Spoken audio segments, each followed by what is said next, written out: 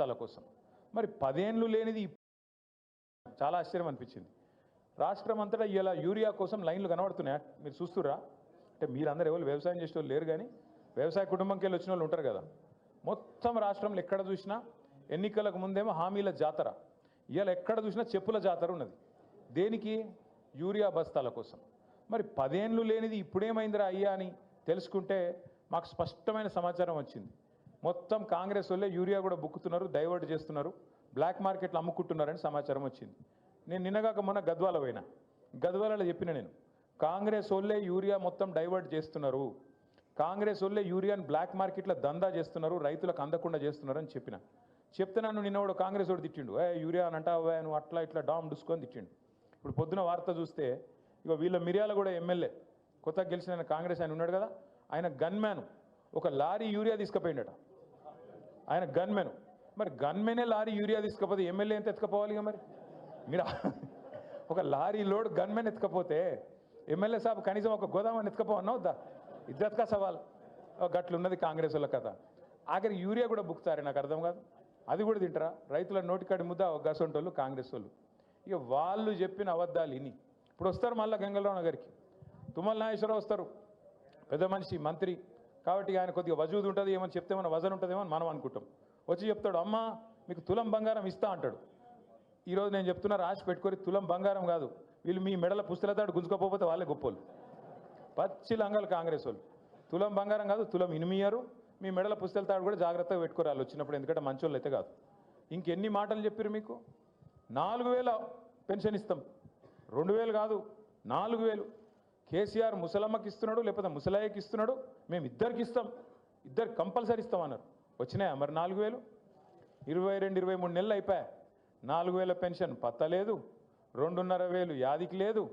ఆ రోజు డైలాగ్ కొట్టిండి పెద్ద మనిషి డిప్యూటీ సీఎం బట్టి విక్రమార్క. ఒక ఆయన పాపం టీవీలో అడిగిండు బట్టి విక్రమార్క గారిని, అయ్యా మరి మీరు చెప్పే హామీలు వింటుంటే మొత్తం 420 హామీలు అయినాయి, 420 హామీలు అయినాయి, మరి ఇవన్నీ కూడితే ఒక 5-6 రాష్ట్రాల బడ్జెట్ సరిపోదు, యాడికెళ్ళి ఇస్తావా పైసలు అన్నాడు. ఏమన్నాడు ఎరికేనా ఆయన? మేము కాంగ్రెస్ వాళ్ళం ఏమనుకున్నారు మీరు? మేము 125 సంవత్సరాల చరిత్ర మాది, ఒక్కొక్కరు 6-6 ఫీట్లు ఉన్నాం మేము. కేసీఆర్ బక్కగున్నాడు, మేము దొడ్డుగున్నాం, మంచి తెలివితేటలు పుష్కలంగా ఉన్నాయి మాకు. మేము మొత్తం ఎట్లా ఆదాయం ఎట్లా పెంచాలి, ఎట్లా ఆదాయం పంచాలి అవన్నీ మేము చూస్తాం. కొత్త అప్పులు చేయం, సంపద పెంచుతాం, అందరికి ఇచ్చిన హామీలు నిలబెట్టుకుంటాం, 100 రోజుల్లోనే 6 గ్యారంటీలు అమలు చేస్తాం, ఇగో బాండ్ పేపర్ మీద కూడా రాసిస్తున్నాం అన్నాడు. ఇవాళ మీరు చూసింటారు పేపర్లో వార్త వచ్చింది, పిల్లలకు వీళ్ళు ఫీజు రీయింబర్స్మెంట్ ఇస్తలేరు, సర్టిఫికెట్లు ఇస్తలేరు కాలేజీలో. వీళ్ళు ఫీజు రీయింబర్స్మెంట్ కట్టాలి కదా. రాజశేఖర రెడ్డి గారు ఉన్నప్పుడు ఒక పథకం తెచ్చిండు, మంచి పథకం. ఏంటిది అది? పిల్లలు ప్రైవేట్ కాలేజీలో చదువుకుంటే వాళ్ళకు కాలేజీలకు పిల్లల తరఫున ఫీజు కట్టాలి, అది ఫీజు రీయింబర్స్మెంట్. మన గవర్నమెంట్ వచ్చినప్పుడు, కేసీఆర్ గారి గవర్నమెంట్ వచ్చినప్పుడు కాంగ్రెస్ వాళ్ళు, అప్పుడున్న కాంగ్రెస్ ప్రభుత్వం మన మీద ఒక 3,000 కోట్ల బాకీ ఇడిచిపెట్టిపోయింది. ఇడిచిపెట్టిపోతే ఆ 3,000 కట్టినాం. ఆ 3,000తో పాటు 9.5 సంవత్సరాల్లో మరొక 17,000 కోట్లు కట్టినాం. అంటే 20,000 కోట్ల రూపాయలు పిల్లల ఫీజు రీయింబర్స్మెంట్ కోసం మనం కట్టినాం. అంతేగాని కాంగ్రెస్ వాడు ఇడిచిపెట్టిపోయిన బాకీ కాంగ్రెస్ వాడు కట్టాలి, నాకేం సంబంధం అని మనం అనలే. బరాబర్. ఎందుకంటే గవర్నమెంట్ అనేది కంటిన్యూగా ఉండాలి. ఒకరు ఉంటాడు, నెక్స్ట్ ఇంకోటి వస్తాడు, అటెంకి ఇంకోటి వస్తాడు, ఎవరున్నా ప్రజలకు ఇచ్చిన వాగ్దానం అమలు చేయాలి. కాబట్టి మనం కట్టినాం, 10 ఏళ్లలో 20,000 కోట్లు కట్టినాం. నిన్న వీళ్ళు ఏమంటారు ఎరికైనా కాంగ్రెస్ వాళ్ళు? డిప్యూటీ సీఎం, ఏ డిప్యూటీ సీఎం అయితే మాట ఇచ్చిండో మాకు తెలుసు, 100 సంవత్సరాల పార్టీ, 120 సంవత్సరాల పార్టీ, రాష్ట్రాన్ని ఎట్లా నడపాలో మాకు తెలిసినట్టు ఎవరికి తెలియదు అని చెప్పిన పెద్ద మనిషి నిన్న చెప్తున్నాడు, మీకు ఫీజు రీయింబర్స్మెంట్ ఇస్తున్నందుకు మాకు అక్కడ పైసలు లేవట విద్యార్థులకు. అంటే ఎంత అన్యాయం అంటే 13 లక్షల మంది విద్యార్థులు, ఒక్కరు కాదు ఇద్దరు కాదు, 13 లక్షల మంది విద్యార్థులకు ఇలా శటగోపం పెడుతున్నది కాంగ్రెస్ పార్టీ. వాళ్ళు సర్టిఫికెట్లు తీసుకోలేకుండా కాలేజీలకి వెళ్ళి వాళ్ళని ఆగం చేస్తున్నది కాంగ్రెస్ పార్టీ. ముస్లింలు కావచ్చు, ఎస్సీలు కావచ్చు, ఎస్టీలు కావచ్చు, బీసీలు కావచ్చు, లేదా అగ్రవర్ణాల్లో ఉండే పేదలు కావచ్చు, బాగుండాలి, చదువుకోవాలన్న ఉద్దేశంతో ఒక మంచి పథకం ఆనాడు రాజశేఖర రెడ్డి గారు పెడితే దాన్ని కొనసాగించింది కేసీఆర్ గారి ప్రభుత్వం. మనం ఎన్నడూ వివక్ష చూపెట్టలేదు. చంద్రబాబు నాయుడు గారు ఏమన్నా మంచి పథకం తెచ్చింటే దాన్ని కూడా కొనసాగించినాం. రాజశేఖర రెడ్డి గారు ఏమైనా తెచ్చింటే దాన్ని కొనసాగించినాం. రోషయ్య గారు ఏమైనా తెచ్చింటే దాన్ని కొనసాగించినాం.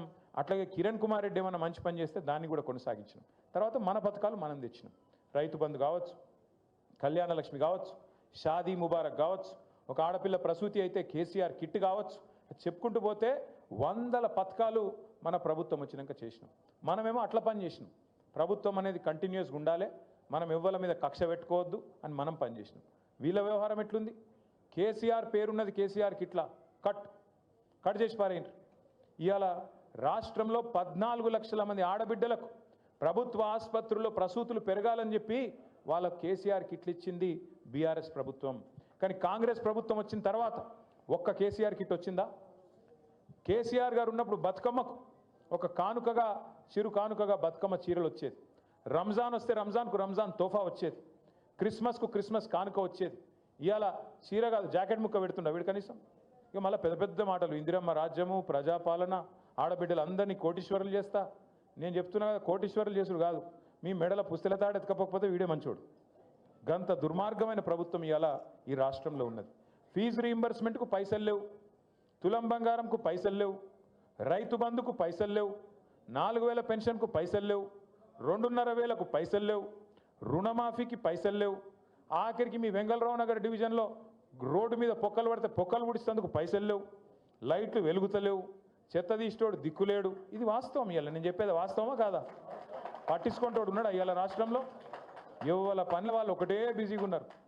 చందానగర్లో మొన్న పొద్దున పూట, మనకి ఎక్కువ దూరం కూడా కాదు, 4-5 కిలోమీటర్ల అవతల చందానగర్లో పొద్దున పూట బంగారం షాప్ మీద పడి దొంగలు తుపాకులు పట్టుకొని ఆయనతో దోసుకొని పోయారు. చూసిరా టీవీలలో లేదా?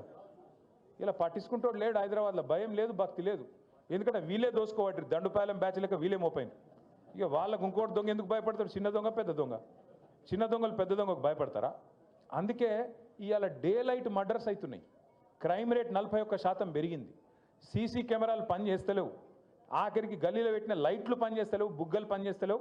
కింద పొక్కలు పడితే పొక్కలు ఊడ్చేటోడు కూడా లేడు, పట్టించుకున్నోడు లేడు. వీళ్ళట జూబ్లీ హిల్స్లో మాగంటి గోపీనాథ్ ఆశయాలు మేము కొనసాగిస్తాం, మేము ఇది చేస్తాం అది చేస్తాం అన్న చెప్పింది, సుధీర్ అన్న చెప్పింది కరెక్ట్. రేపు తెల్లారి ఎలక్షన్ అయిపోయిన తెల్లారి నవంబర్ మాసం తర్వాత ఇవాళ మీ ఇండ్ల చుట్టూ తిరుగుతున్న ఈ కాంగ్రెస్ నాయకులు ఒక్కడంటే ఒక్కడు మళ్ళీ అడ్రస్ కూడా లేకుండా వారిపోతారు, ఫోన్ నెంబర్లు కూడా మార్చుకుంటారు. ఇది జరగకపోతే నన్ను పట్టుకోవాలని చెప్పి నేను కోరుతా ఉన్నా. ఒక్క మనిషి కూడా మళ్ళీ కనబడాడు. మళ్ళీ చివరికి మిగిలేది గిదే గులాబీ కండువా, గిదే గులాబీ దండు, గిదే టీఆర్ఎస్ సైన్యం, కేసీఆర్ సైన్యం, కేసీఆర్ బలగం తప్ప ఎవరు కూడా మిగిలరు, కనబడరు.